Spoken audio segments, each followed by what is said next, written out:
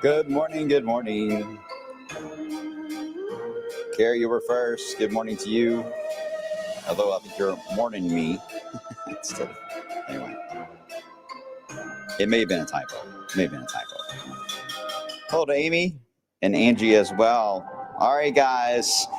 Oh, the countdown is on here, not just to winter, but to the winter forecast coming out again on Halloween night. It will be a little different this year. I will explain into the coming days and weeks ahead on how it'll all be worked out. But Halloween night is what you need to be targeted for.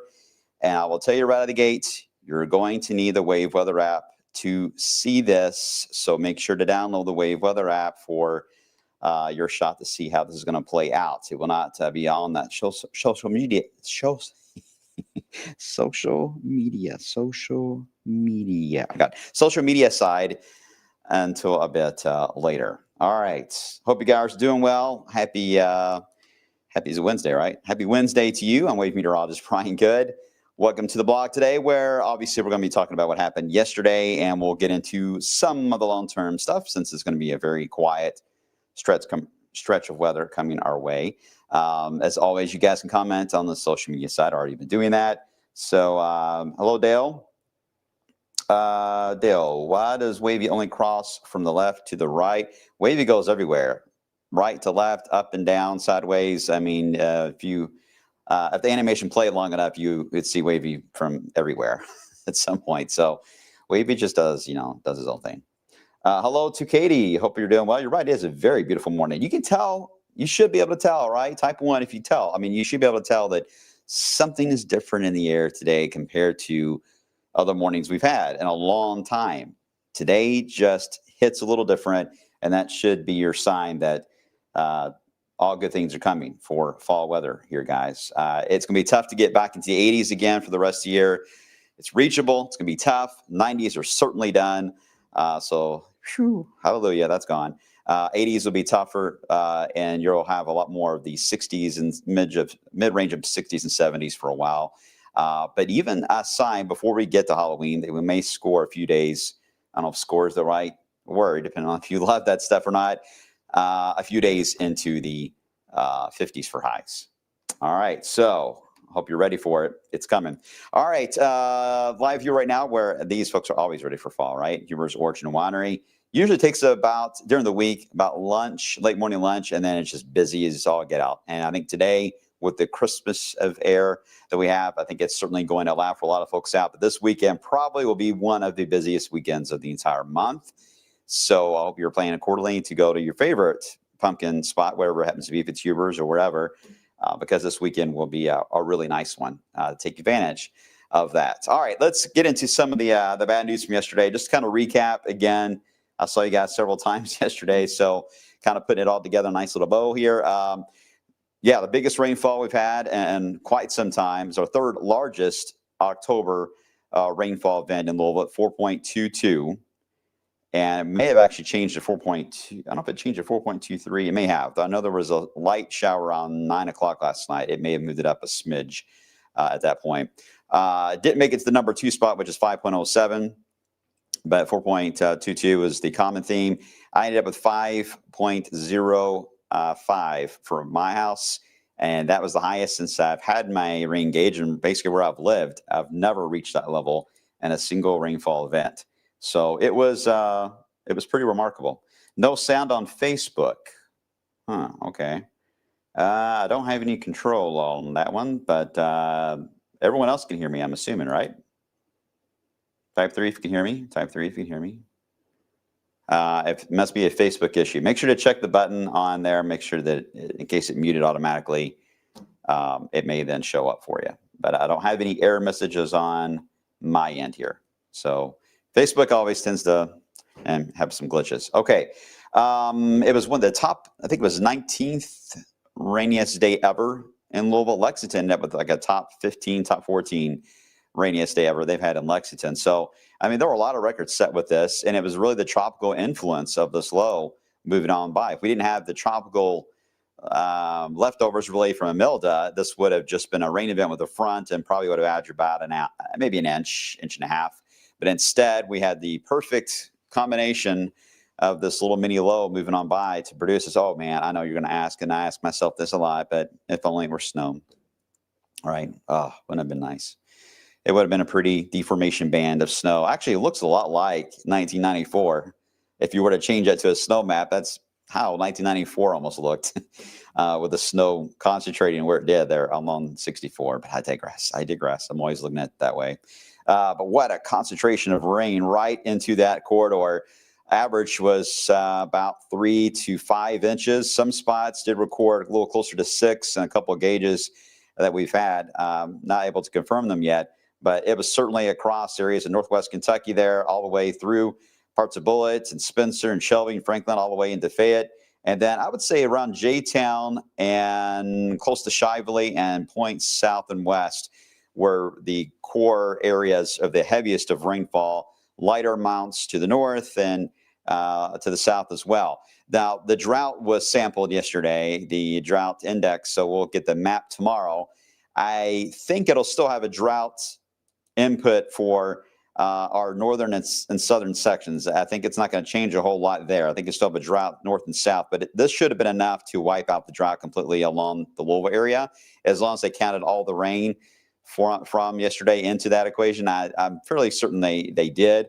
So we'll find out tomorrow. But either way, you guys know that we're fine now. Not have to worry about the drought here in the Louisville area anyway, and much of the 64 corridor. But for our southern counties, I don't think you got enough, so you'll likely hold on to it for just a bit longer for sure.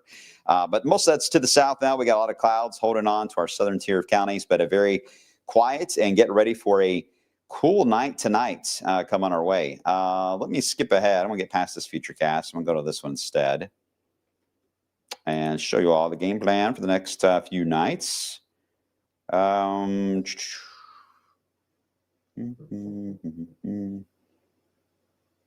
What weather system is best, Av? Angie is asking. You mean in terms of snow or the rain? I don't know. I mean, they both got their own dangers to them. Snow carries a lot of weight as well. All right, Twana says she's got sound on Facebook. Thank you, Twana. The snow carries a lot of weight and power outages, and it's tough to get around. It's pretty, but that's one you have to be ready for, and a lot of people weren't ready for the 94 snow. But snow in general, you got to be ready for it. Heavy rain its impacts can be long-lasting when it comes to the mess and the cleanup, but it is dangerous into its rapid rate of water that rises, and especially in an urban setting. The city of Louisville and stuff, you got to kind of separate from other areas because we have so many manhole covers and drains and catch basins all across the metro that if they're clogged with leaves, and a lot of them were, or debris of any type, and you got a very hard ground, so you got a lot of runoff. The ground's not soaking it in. We have so much concrete. It's got to flow somewhere in a continuous way, right? So in a metro area with a rainfall rate of 2 to 2.5 inches an hour, and you're getting multiple hours of that, the water just can't go anywhere. It's just going to start filling up areas that are low-lying, like a viaduct area. In some cases, creeks will begin to rise. So flash flooding is one of the biggest dangers. Our biggest danger we have in Kentucky is flooding in general, more than tornadoes. But it's for that very reason. So that's why we were quite urgent yesterday with it once it started occurring. Obviously, that we realized this is going to be producing way more rain than what the data suggests. So now it's like, now we just got to reach as many people as we can and get everybody to just stay put. Don't do any driving. If you can, just stay put and let this pass by. And I'm glad no one was seriously hurt. That's the good news to report today. Okay, so what's the game plan ahead? Well, obviously we got the sunshine today. Now we switch gears completely, and now we prepare for the chilly nights. All right, tonight it will be the first round of that. 40s for the city of Louisville. Some spots could drop to about a 38 or 39. That would be some parts of Indiana, Meade County, Breckinridge County. I'm going to throw you guys in there already because I know where you're going with this. And then our eastern counties too. So kind of in the valleys, you have a chance to get into the upper 30s tonight. As of now, I don't think you'll get to frost level, which is roughly around 36. I think you'll be just above that mark as it stands now. We'll trend it here today on dew points and see if that fall tonight would be on par for that. And if there's any change, we'll let you know. But there could be one or two exceptions, but a widespread frost. No, this is not the setup for a widespread frost. This is going to be just in isolated areas, especially that are in valleys, meaning that they're sheltered from wind compared to other open areas. Chilly night tonight. Everyone's going to have the cup of coffee. The bun warmers will be on the cars in the morning. Everyone's going to be wearing the jackets, maybe some gloves. I don't know what the extreme level is. Hope your furnace is doing all right. Mine is not. Mine is dead. So mine's getting worked on, which is lovely. Okay, I just got an alert. Facebook has lost access to the main wave page on Facebook. So the main wave page, if you're trying to watch there, it has dropped it. I don't know why, but it has lost it. Okay, we'll work on that later. But all the other Facebook pages should be fine. The weather one and mine should still be running. Okay, warming up tomorrow, only in the 60s. What a gorgeous day tomorrow. It's going to be so hard to concentrate on anything tomorrow because it's just going to be so bright and sunny. You can drink coffee all day without worrying about sweating or anything. I mean, it's going to be a nice, comfortable Thursday coming our way. And then we get into the chilly air again. And this is where we could, now this particular model, this is the graph, does take Louisville down to 38. That may be a tad low. It has a cold bias to it. But if we're going to get any patchy frost, it will then occur more than likely Thursday night and Friday morning. And again, some of the areas of Indiana could drop to that level. Meade County, Brandenburg area, around Breckenridge County, and then also our southeast side here could also drop into some mid-30s. You may get to 36 for a couple of hours. That may be enough to where you should notice at least a light coating of frost out there on your car windshield on Friday morning. I don't think it's enough for them to issue a frost advisory because it is going to be too patchy for that. And I don't think it's enough to end the growing season. So that should continue. But boy, it's a nice little test, a little teaser to what I think will be coming our way in about a week and a half. Otherwise, we'll warm back up as we into this weekend. Nice and comfy. We'll have some clouds around Saturday. I'll get to the reason why here in a second. But some increase in clouds on Saturday are expected, but it looks to stay dry. All right, everyone type 7 plus 3. 7 plus 3 if you're good on everything I've had to say so far.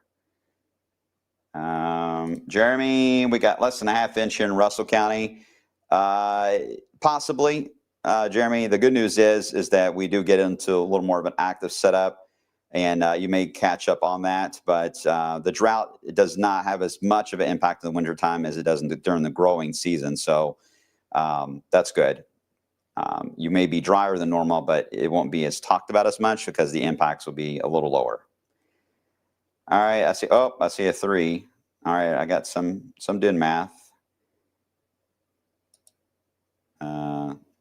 7 plus 3 through Goode. Sean, 50 divided by 5. Okay, look. I know we got some comedians in here, but I'm actually impressed you are doing the math today because I can't do it. Okay, so where do we go from here? Well, this is what you're really here for. A couple of weird things are going to happen.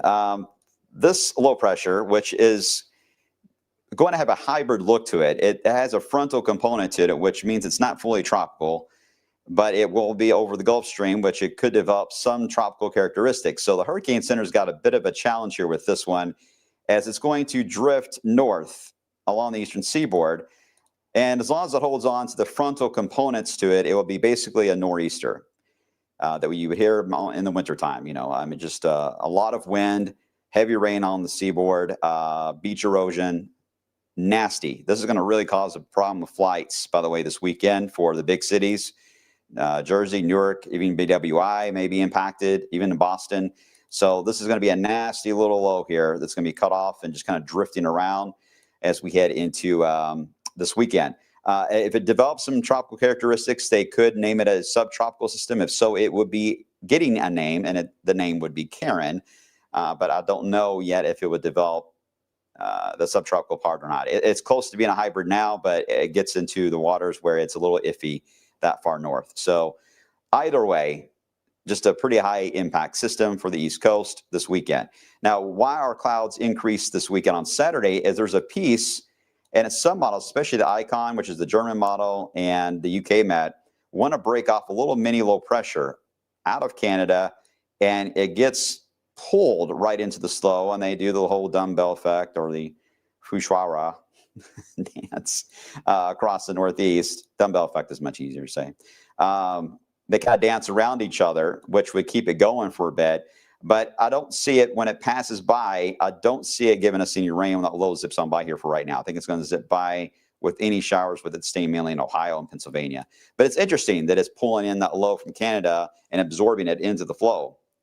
These low pressures are hungry lately and very bossy. So anyway, that's the only reason I see on increasing clouds this weekend is just that pulling of energy out of Canada that will just kind of fly over us and get pulled into the nor'easter.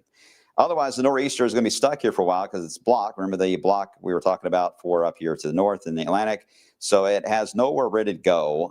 There have been some hints at times it may want to try go west, but I'm not sold on that. We've seen that try to happen a few times, and it ends up being back out to sea again. So let's hold off on any western component on that, and let's just keep it on the coastline for now.